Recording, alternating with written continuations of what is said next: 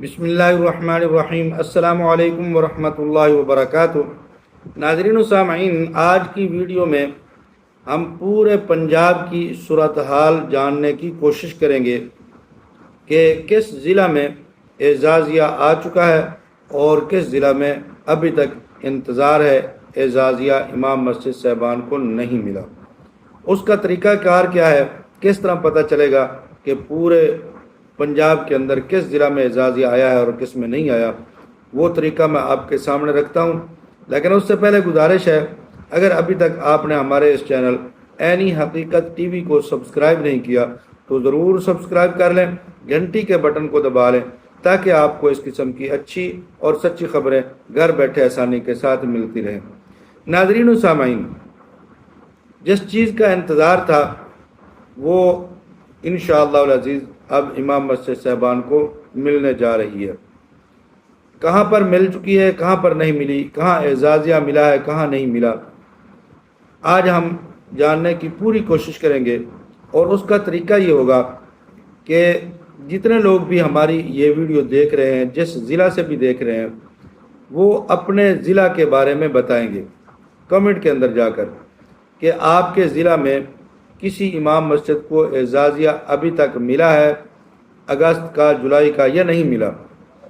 اگر آپ میں سے کسی ساتھی کو اعزازیہ مل چکا ہے تو آپ کمنٹ کے اندر جا کر اپنے ضلع کا نام لکھیں، تحصیل کا نام لکھیں، اپنی مسجد کا نام لکھیں اور بتائیں کہ ہمیں فلاں فلاں ماہ کا اعزازیہ مل چکا ہے۔ بعض دفعہ ایسے ہوتا ہے، ایک ہی ضلع کے اندر کچھ جگہوں کے اوپر اعزازیہ مل جاتا ہے اور کچھ جگہوں پر اعزازیہ نہیں ملتا۔ آپ کے کمنٹ کے اندر جا کر بتانے کا فائدہ کیا ہوگا؟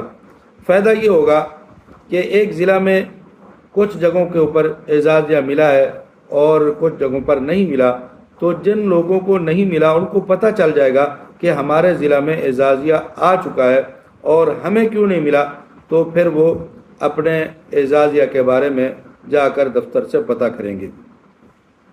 اسی طرح جن امام مسجد صاحبان کو بالکل نہیں ملا وہ بھی بتائیں کہ ہمارے ضلع کے اندر ابھی تک ہمیں نہیں ملا، اپنے ضلع کا نام، تحصیل کا نام اور اسی طرح اپنے مسجد کا اور اپنا مکمل نام، ایڈریس وہ مکمل لکھ دیں تاکہ باقی امام مسجد صاحبان جو ہے ان کو پتہ چل جائے۔